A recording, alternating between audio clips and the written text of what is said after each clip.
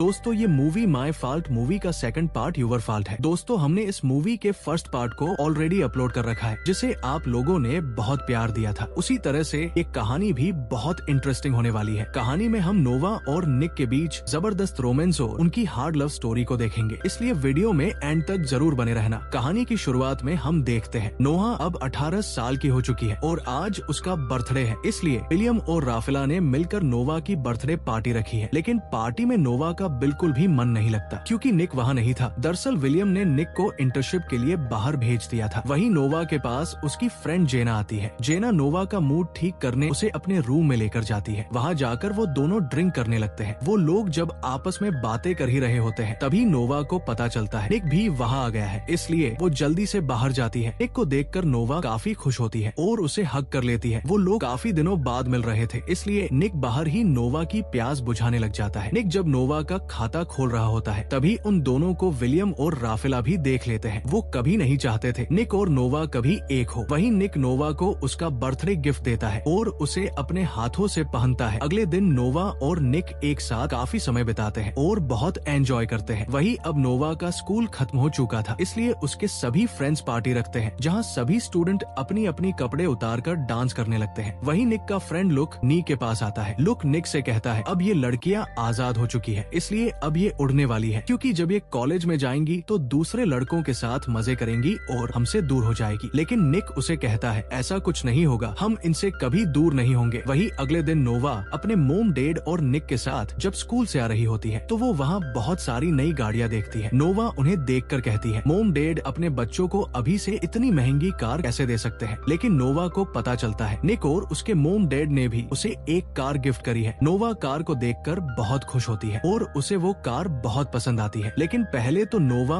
उस कार को लेने से मना कर देती है, लेकिन निक के कहने पर वो कार लेने के लिए तैयार हो जाती है। दोस्तों मैं आप लोगों को बता दूं, निक के डैड और नोवा की मोम अब एक साथ ही रहते हैं। अगले सीन में हम देखते हैं निक और नोवा एक साथ ड्राइव पर जाते हैं। वहीं निक नोवा को अपना नया घर दिखाने के लिए लेकर जाता है। निक नोवा को बताता है ये घर मुझे मेरे दादाजी ने गिफ्ट किया है। इसी तरह से बातें करते करते ये लोग आपस में रोमांटिक होने लगते हैं और निक नोवा का खाता खोलने लगता है। खाता खोलते समय निक नोवा से कहता है आज से हम दोनों यही आकर मजे करेंगे। ये सुनकर नोवा को गुस्सा आ जाता है क्योंकि नोवा को लग रहा था निक उसके साथ इसी घर में रहने वाला है। लेकिन निक ने तो वो घर बस नोहा का डोल बजाने के लिए लिया था, जिससे नोवा गुस्सा होकर वहाँ से चली जाती है। वही रात के समय निक अपने फ्रेंड लुक से कहता है मेरी वजह से नोहा नाराज हो गई, मुझे उससे इस तरह से बात नहीं करनी चाहिए थी। दूसरी तरह नोहा भी अपनी फ्रेंड जेना से कहती है मुझे लगा रहा था नोवा और मैं अब एक साथ रहेंगे, लेकिन उसे तो बस मेरी लेने से मतलब है। वही अगले दिन नोवा की मोम उसे उसके लिए एक रूम दिखाती है जहाँ उसके साथ एक लड़की भी रहेगी जो उसकी रूम पार्टनर है। वही दूसरी तरफ हम निक को देखते हैं जो अपने डैड के ऑफिस में होता है। निक के डैड ने निक के साथ काम करने के लिए एक लड़की को हायर किया था। इस लड़की का नाम सोफिया होता है। सोफिया निक से कहती है मुझे तुम्हारे बारे में सब पता है, तुम लड़कियों को किस नजर से देखते हो, इसलिए तुम मेरे बम को मत घूरना। लेकिन सोफिया के जाने के बाद निक पीछे मुड़कर उसके बम को देखता है। अगले सीन में हम नोवा को उसकी मोम के साथ देखते हैं। नोवा की मोम नोवा को निक और उसका फोटो दिखाती है और उसे कहती है तुम दोनों के बीच में क्या चल रहा है। नोवा अपनी मोम को बताती है मैं और नोवा एक दूसरे से प्यार करते हैं। नोवा की मोम उसे निक से दूर रहने के लिए कहती है क्योंकि निक उसका स्टेप भाई है। लेकिन नोवा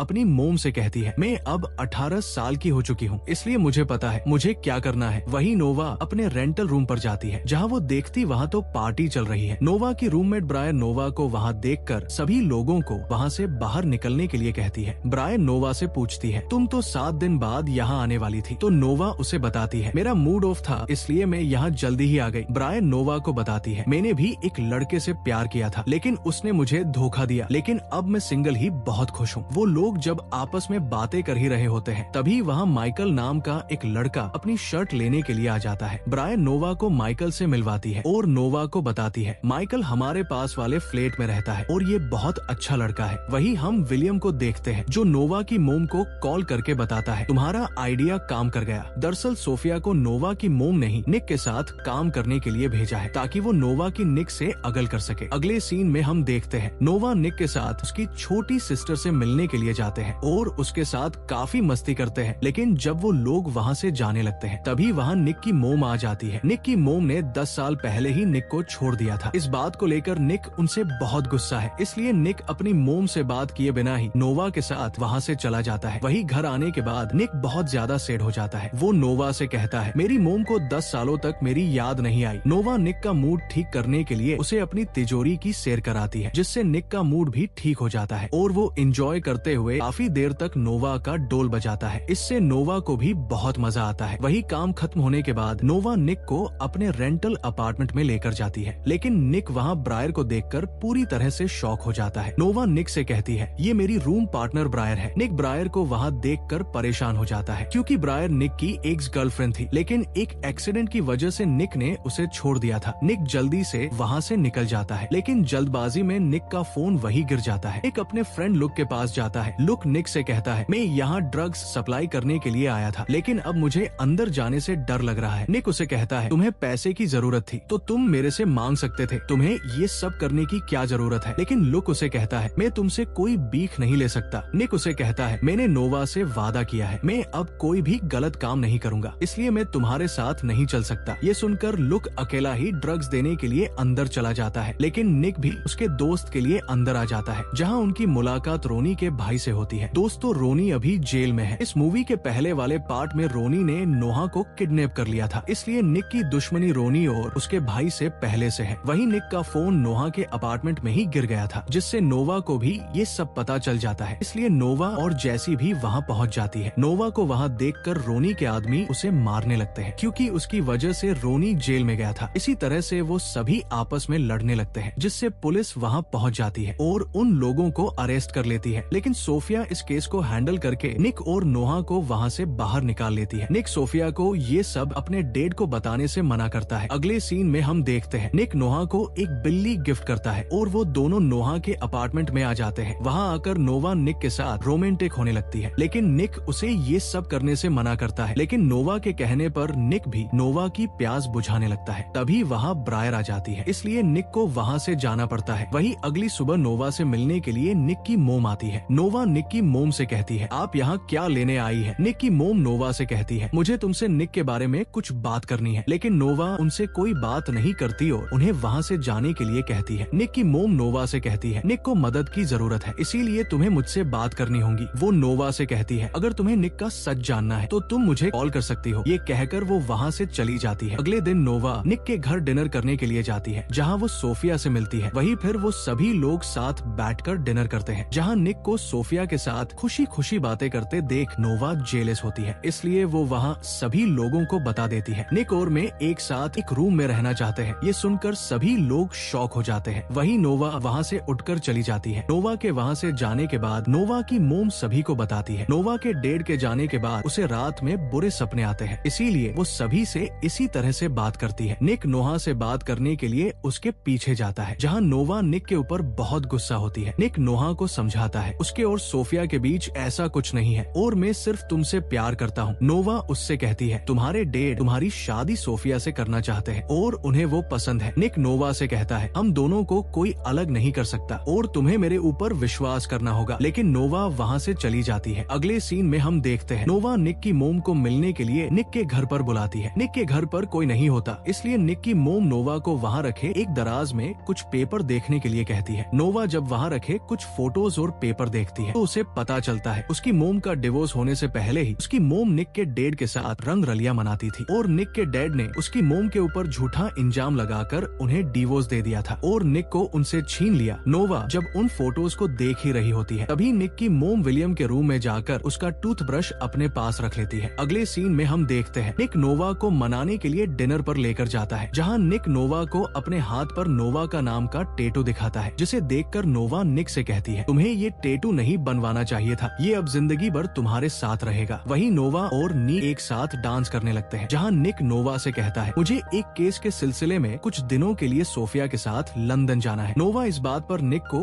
कोई जवाब नहीं देती। इसके बाद वो लोग घर आकर साथ में रात बिताते हैं। वहीं अगली सुबह सोफिया और निक लंदन जाने के लिए निकल जाते हैं। वहाँ जाने के बाद निक अपने दादाजी से मिलता है और उनसे ब्रायर के बारे में पूछता है। निक के दादाजी उसे बताते हैं, ब्रायर का जब तुम्हारे साथ एक्सीडेंट हुआ था तब वो 6 महीने तक हॉस्पिटल में एडमिट थी। इन सब में तुम्हारी कोई गलती नहीं थी, इसलिए तुम्हें टेंशन लेने की कोई जरूरत नहीं है। वही सोफिया निक के पास आती है और वो लोग आपस में कुछ बातें करने लगते हैं। अभी सोफिया को पता चलता है वो लोग जिस केस के लिए यहाँ आए थे उसे वो जीत चुके हैं। ये सुनकर निक बहुत खुश होता है और सोफिया को हक कर लेता है। वहीं निक वापस आ जाता है और केस जीतने की खुशखबरी नोवा को बताने के लिए जाता है, लेकिन निक को पता चलता है नोवा वहाँ नहीं है, इसलिए वो उसे उसके अपार्टमेंट में ढूंढने के लिए जाता है। दूसरी तरफ हम नोवा को देखते हैं जो ब्रायर और माइकल के साथ ड्रिंक कर रही होती है, लेकिन ब्रायर को नींद आ रही थी इसलिए वो वहाँ से चली जाती है। ब्रायर के वहाँ से जाने के बाद माइकल नोहा के करीब आने लगता है, लेकिन नोहा उसे वहाँ से जाने के लिए कहती है। माइकल जब वहाँ से जाने लगता है तभी निक भी वहाँ आ जाता है। निक नोहा